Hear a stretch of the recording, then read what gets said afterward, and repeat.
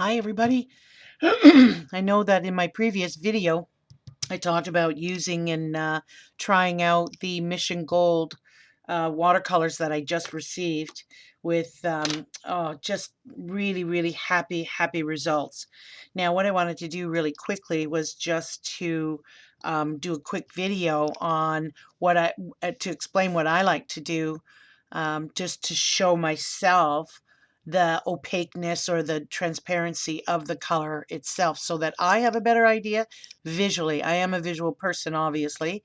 And so typically I will make a mark and then I will paint I will take my pigment and I will paint it across that black mark, and that whatever is either left or if you see it or you don't see it, that tells me the opacity. So I did do it with India ink, and I've done that before with India ink with really good results. And but India ink tends to have a reflective surface on it, and sometimes the watercolor doesn't give you an honest interpretation. So I can see here there's residue left over on these, and then here, so these I would say are semi opaque. I can't see residue here. I see a little bit here and a little bit here. So these would indicate to me that they're transparent. Sorry, I've got the hiccups. Now, I'm going to do it on the Sharpie as well, so to see if I get a better representation, because Sharpie's really great because it's very, it's kind of got a duller surface where this is semi-reflective. Like India ink is, or they call it Chinese ink or British ink, but most of us know it as Indian ink or India ink. And it's basically just a simple black. And I love it because like it's great for art. I've actually even used it in some of my textiles and on my felting as a dye because it is permanent. Um, this is actually used in medical applications too, India ink. Anyway, but basically it's made of like a fine soot, like known as lamp black or something. So when you see lamp black in a color, then you'll know that that's the pigment is a fine soot, and it's basically got a base of India ink.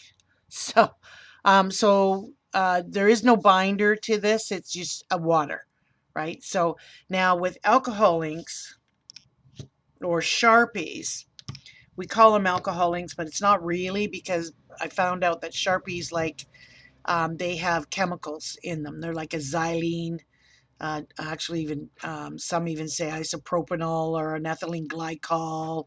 Others have even said toluene, which is highly toxic and very harmful. However, they can't make these and sell them in the public domain as harmful to you. So they have changed the composition of the chemicals used in these so that they can be used. Mind you, I wouldn't sit here all day and sniff them. You'll definitely have some brain injury, I'm sure. However, so this black, what you think of as black, is actually a multitude of different colors, which is called, like for the Sharpies or alcohol inks, it's I think it's called perm. Oh, what's it called? Perm cream. No, what is it called? Man, oh man. Some days I'm good with my memory. Some days I'm not.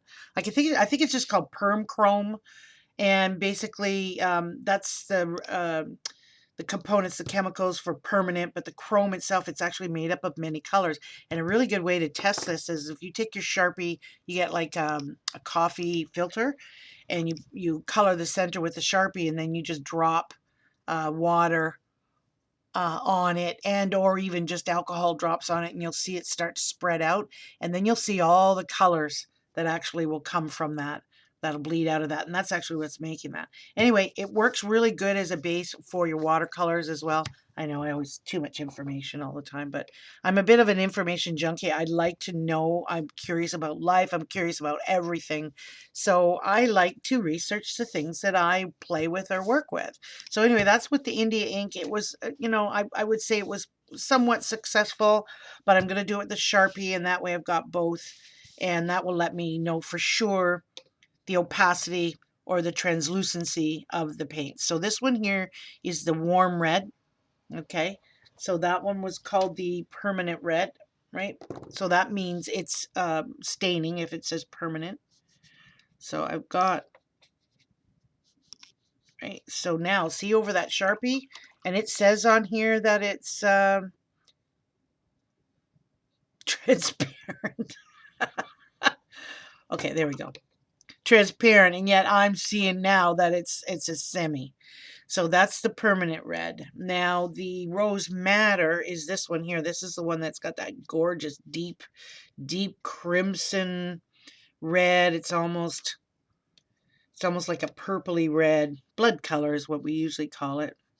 I don't know that anybody's blood is that deep. But that one is telling us that that is semi-transparent. And I would agree because I can see some of the black coming through that. So what a difference using the India ink versus the Sharpie. So I would suggest it's a lot of fun just to play and get to know your watercolors. And play with them. It's not just about, oh, take them out of the tube and paint a picture. I really like to know what it is and how my paints affect the surface I'm painting on. And I don't know, I think with that kind of a curiosity, it helps me to be a better painter. I wouldn't say that I am, but oh, you know, whatever. I like to be a painter. So, okay, so the other one is permanent rose. So, of course, that's another permanent. So we know that that's going to be a staining. So I'm just going to get a little water on that because I didn't have enough. So isn't that pretty? That's a very pretty pinky tone. Can't really see it all that well. I don't know. I just really have to get a really good camera. I mean, the webcam tended to, I'm going to see if I can, yeah, if I can come in a little bit. But see, they all look the same. You cannot see how beautiful and vibrant these are in real life through this camera. What a shame. Anyway, so then I'll go with the rest of the colors here. I've got them on this little palette. So I've got this gorgeous yellow orange. And I would say that that definitely is a semi-opaque, semi-transparent, semi-opaque, same thing. And see, they're saying transparent, but look at the deposit on the surface. I can see the color. So if I can see the color, that is, and it's supposed to be an opaque or semi-transparent anyway. Most yellows, and even you look at your CADs, they are classed as opaques. And I'm going to go with the yellow, and I believe they're saying that the yellow is transparent, so we will definitely see. I'm going to agree with that because even when I was doing the swatches, yeah, so that is definitely a transparent. That's going to dry. So it will be different once it's dry though too, right? Once this is dry, we'll see it better as well. And just putting it down right away, it's not going to be the teller of the tale. You do have to wait till it dries. Because of course anything wet is going to be darker. All right, so that's 1, 2, 3, 4, 5, 6. I have to do the Van Dyke or burnt umber, as I've found out. It's the same pigment as burnt umber. All these years of painting, and I never knew that. Only because the reason I don't know that is I didn't go outside of my burnt umber. I just kept my earth pigments, and I kept them as burnt umber, raw umber,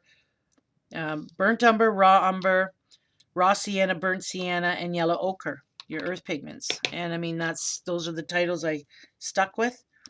Now I'm gonna bring this back just a bit so you can see it a little better. All right, and so that was that one, and now I need to 1, 2, 3, 4, 5, 6, 7. So I need 2 more, and that is the burnt sienna. And I believe they're saying that this one is supposed to be, transparent. And now they're saying theirs is semi-transparent. Okay, well, we'll see once it's dry. Okay. And last but not least, we got that yummy blue. Bluesy blues blues. Blue, blue, blue, blue, blue, blue, blue. Okay, it's beautiful peacock blue. Wowzers. I'm going to play with this one, that's for sure. Maybe I will do a peacock.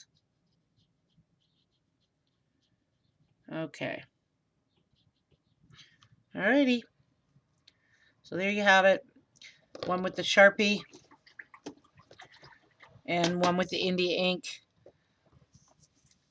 There's different types of inks out there too, India ink. I know that there's actually a Sumi ink as well. Sumi ink is different from, what's the word? Like, Sumi, there. Sumi ink is different from India ink. It is, I think, I'm trying to think. I think Sumi might be more of a vegetable oil soot as opposed to the lamp oil that um, the India ink is. I don't know. I can look that up. But I mean, it's easy enough. But Sumi ink is actually designed specifically for that traditional Japanese ink painting or Sumi. There's a lot of people that like to do that, like to use the Sumi ink. But anyway, there's the Mission Golds. I've taken it through all my testings, the swatch test for the transitions of my values, right from the full pigment right to a glazing. I've done the opacity test here as well. And so the next step will be to paint a picture with them.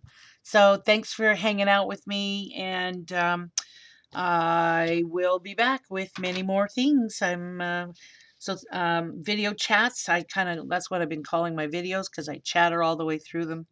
And so if you're just wanting to fill in some time and gain a little knowledge, I got lots to share. And I don't mean that in an arrogant way. I mean that I am an information junkie. I've packed a lot of information into this brain over the last 61 years, and I don't mind leaking it out and getting rid of some of it so I can get more. Okay. Have a blessed day, everyone, and see you again soon. Bye bye for now.